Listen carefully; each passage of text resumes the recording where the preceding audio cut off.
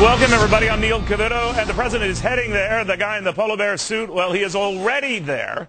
The president is expected to make a push for clean energy.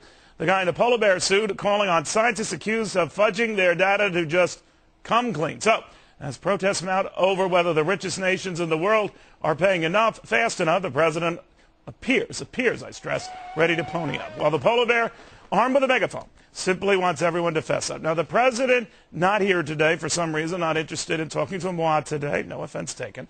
But the guy in the polar bear suit is. Filmmaker Phelim McAleer joins us now from Copenhagen via Streambox. Phelim, very good to have you. What kind of reaction are you getting in that getup? A very negative reaction, actually, when people realize just who I'm looking for here in Copenhagen. And who are you looking for? Well, I'm looking for Professor Phil Jones of the Climate Research Unit, the man at the centre of ClimateGate, of the leaked emails. So I'm here looking for these emails, for this professor who told his colleagues to delete data, delete emails, and tried to hide the decline of emails.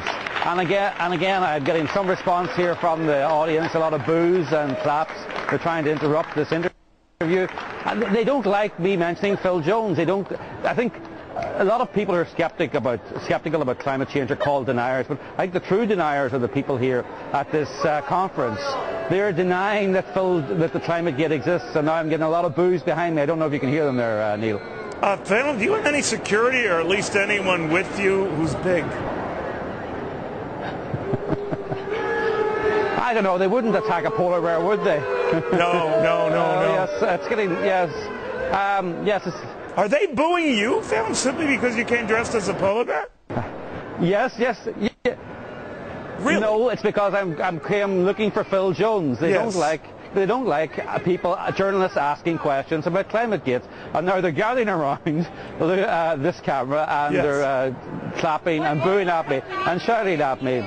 I'm just a journalist. I'm just here asking questions, something that most journalists should do. And now they're trying to shout me down. And you know what's amazing, Phelim, about them is what's amazing. If you were to turn the tables and they were to be shouted down in a similar contest, they would be all over the other news channels. Look how they're being treated. Look how we're being treated. But it's okay. You're fair game. That's kind of funny, you know. Stop lying to America. You're killing my future. Yeah, well, I'm just a journalist. In the environmental world, in the climate world, you're not allowed you have to suspend your normal journalistic principles and not ask hard questions. You're not allowed, you get microphones turned off, security guards, and now they're singing songs, chanting. I suppose at least I know I'm maybe causing them to think twice because they're reacting in the way they are. Yeah, all they're saying is give emails a chance. Well, those emails from Phil Jones and others, is he even going to be there? Do you know, Phil? This is the guy from, ClimateGate whose emails got revealed to essentially say, look, jig might be up here. People are onto us. Is he even going to show up? Yeah. Well, I think he should be here. I mean, he practically writes the United Nations climate reports. It's his data, it's his reports that gets into the United Nations, that influences the legislation that's going through your American legislature. So Phil Jones should be here, and I assume he is here. And, all I wanted to do was have a simple interview with him. But obviously you can see here that that's not a popular request. And when I ask people would they like to talk to me, they say, of course. And then I say, I'd like to talk about ClimateGate, and they walk away, or they boo, or they react in this way. Clearly all CNN viewers. But, Phelim, you did catch up with Al Gore not too long ago. That was a memorable exchange. We have that. Let's take a peek with this. You've repeatedly said the oldest ClimateGate email is 10 years old. It's actually 2 months. Will you correct the record? Excuse me, we're not doing interviews right now. Mr. Gore. Mr. Gore, will you correct the record? We're not doing interviews right now. Excuse me. We're not doing interviews right now. Why are you over here? All right, Phelim, that went well, and you weren't dressed up in the getup you got now. But obviously, the vice president has backed off this idea that he would debate anyone on this subject. That's gone. And he's also not really answered any of your questions about whether the data is supporting anything he's saying. Well, one big blooper that the Earth's core was heating up real fast and furious.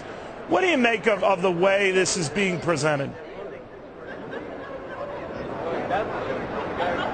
Well, I mean, I didn't even want to get to the details of the emails. I said to Al Gore has repeatedly said in interviews, the emails are 10 years old. The most recent email in ClimateGate, it was 6 weeks old. So I just wanted even for him to correct that record. It seems like in every interview that Al Gore gives, he drops a large scientific error. The Earth's core is millions of degrees. The oldest email is 10 years old. It's getting to be a habit. He's a serial accident-prone speaker, and I just wanted to check his science, and I wanted him to correct the record, and then maybe we'd get into the details of the emails. But Al Gore, I suppose, doesn't seem to want to answer difficult questions. But these are very important questions, because we're talking here about an agreement that will be one of the biggest tax hikes in American history, in world history. Whoa, for God's sake. Excuse me, some environmentalists have just fired a vegetable. All right, Phil, I'm going to stop here because I don't want anything else to happen to you. You're a gutsy guy, and this is childish and uncalled for. You have the decency to come on and at least challenge this. I'm a polar bear, you know. You are a polar bear. Are the teeth in the head of the polar bear, are they real? Because maybe you could use that. No, Phil, seriously, Phil, I want you to be safe. Get away from there, you know. But you made your point, and you're gutsy at making your point. And these guys are priceless. These guys are priceless. Listen, Is there somebody, there's 30,000 of us who would love to... Well, I've seen worse in Belfast on a Friday night. You know, look, I'm a journalist and I keep asking questions, and I just need to keep my eye open for the...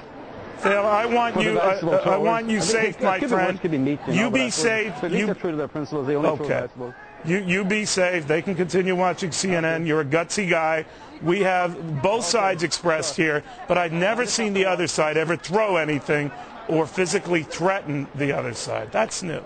That's different. That's not fair. That's not balanced. Phil, thank you very, very much. Well,